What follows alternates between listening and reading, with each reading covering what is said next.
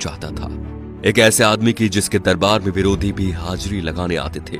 इनका नाम था बाला साहेब ठाकरे। चांदी के सिंहासन पर बैठने के शौकीन बाल ठाकरे खुलेआम धमकी देते थे। ये बात है सन 1990 के आसपास की। कश्मीर में इस्लामी आतंकवाद चरम पर था। कश्मीरी पंडितों को भगाया जा रहा था। अमरनाथ यात्रा चल रही थी। आतंकवादियों ने यात्रा बंद करने की धमकी दे दी और कहा जो भी अमरनाथ यात्रा आएगा वो वापस नहीं जाएगा। तब बाल ठाकरे ने एक बयान दिया कि हज के लिए जाने वाली 99% फ्लाइट्स मुंबई एयरपोर्ट से जाती हैं। देखते हैं यहां से कोई यात्रा मक्का मदीना कैसी जाती है।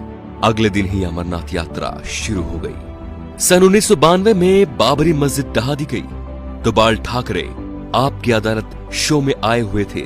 जब उनसे कहा गया कि सुना है ये काम शिव सैनिकों ने किया है, तो वे बोले यदि ये काम शिव सैनिकों ने किया है तो ये गर्व की बात है।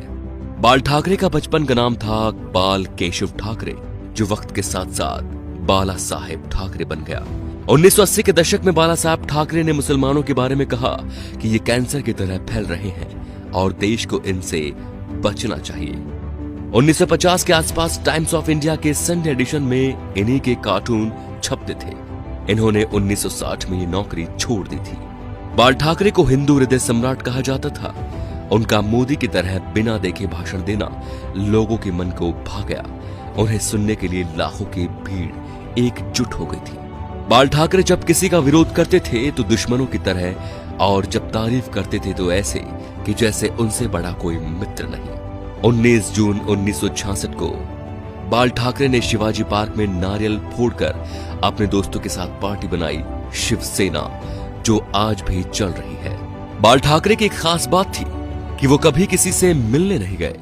बड़े बड़े बॉलीवुड एक्टर बियर पीने और उनसे मिलने उनके घर आते थे, जैसे नरेंद्र मोदी, माइकल जैक्सन। बाल ठाकरे के कुछ स्पेशल शौक थे, सिगार, व्हाइट वाइन एक्सेट्रा। ज्यादातर लोग फोटो या इंटरव्यू में उनके हाथ में पाइप या सिगार होती थी। 1999 में बाल ठाकरे पर 6 साल तक वोट डालने और चुनाव लड़ने पर बैन लगा था, लेकिन बाल ठाकरे ने अपने जीवन में कभी चुनाव नहीं लड़ा। अपनी मौत से 2 महीने पहले ठाकरे का एक बयान आया कि आर्मी मेरे हवाले कर दो, मैं देश को 1 महीने में ठीक कर दूंगा। 17 नवंबर 1912 बाल ठाकरे का निधन हो गया। इस दिन मुंबई बंद था। अंतिम यात्रा में 5 लाख लोग शामिल हुए। थोड़ी थोड़ी देर बाद एक आवाज उठती है, बाला साहेब। लाखों लोग चिल्लाते रहे, अमर रहे। बाल ठाकरे ना तो मुख्यमंत्री थे और न सांसद, फिर भी उन्हें मरने के बाद 21 तोपों की सलामी दी गई, जो राष्ट्रपति प्रधानमंत्री को मिलती है। ये रुतबा था बाला साहेब ठाकरे का। तो दोस्तों, ऐसे शेर दिल हिंदू सम्राट के लिए वीडियो को शेयर जरूर कीजिए और उनकी महानता को फैलाइए, ताकि आज जो शिव सैनिक या हिंदू उनके सिद्धांतों को भूल चुके हैं, उनके हिंदुत्व की रक्षा का संकल्प याद दिलाएं। जय श्री राम दोस्तों।